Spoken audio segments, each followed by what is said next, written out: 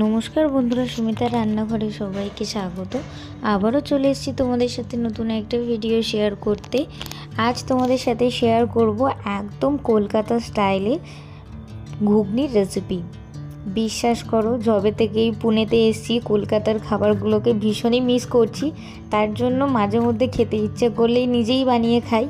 আর বিশ্বাস করো, ঘুগনিটা বানিয়েছিলাম না, এতটা টেস্টি হয়েছিল না, কি বলবো, এতটা ভালো খেতে ছিল, মানে না বানালে তোমরা বিশ্বাসই করতে পারবে না।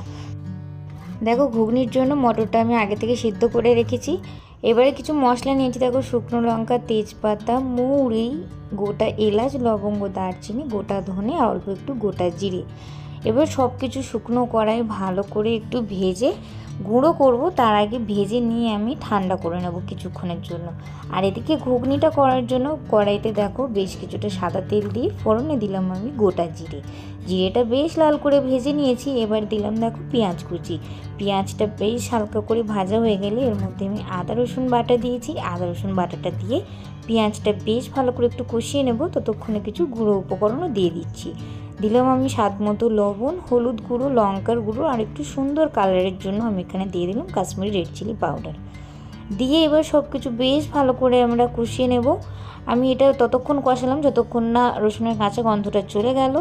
এবার কষানো হয়ে গেছে। এবার টমেটো বাটা দিয়ে আবারও বেশ ভালো করে একটু কষিয়ে নিচ্ছি টমেটোর কাঁচা গন্ধটা চলে যাওয়া পর্যন্ত।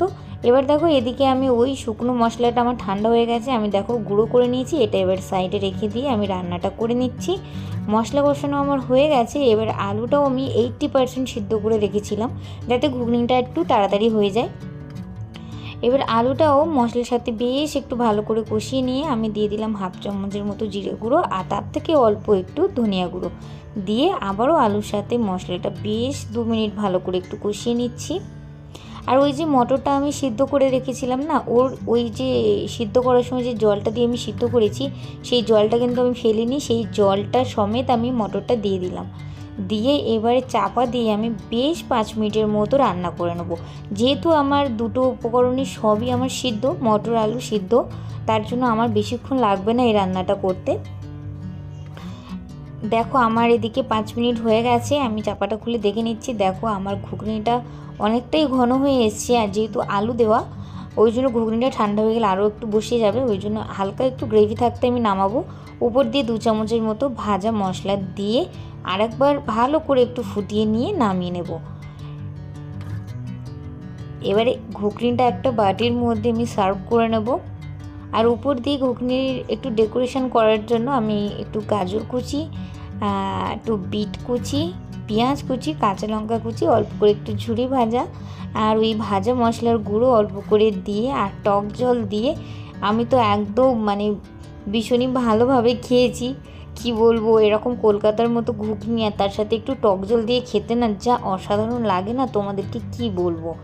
অবশ্যই বাড়িতে বলবো আমি, একবার ট্রাই করে দেখো, খেতে না জাস্ট ফাটাফাটি লাগবে।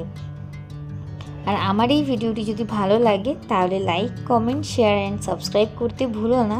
আবারও দেখা হবে নতুন কোনো ভিডিওর সাথে। ততক্ষণ সবাই সুস্থ থাকবেন, ভালো থাকবেন। ধন্যবাদ।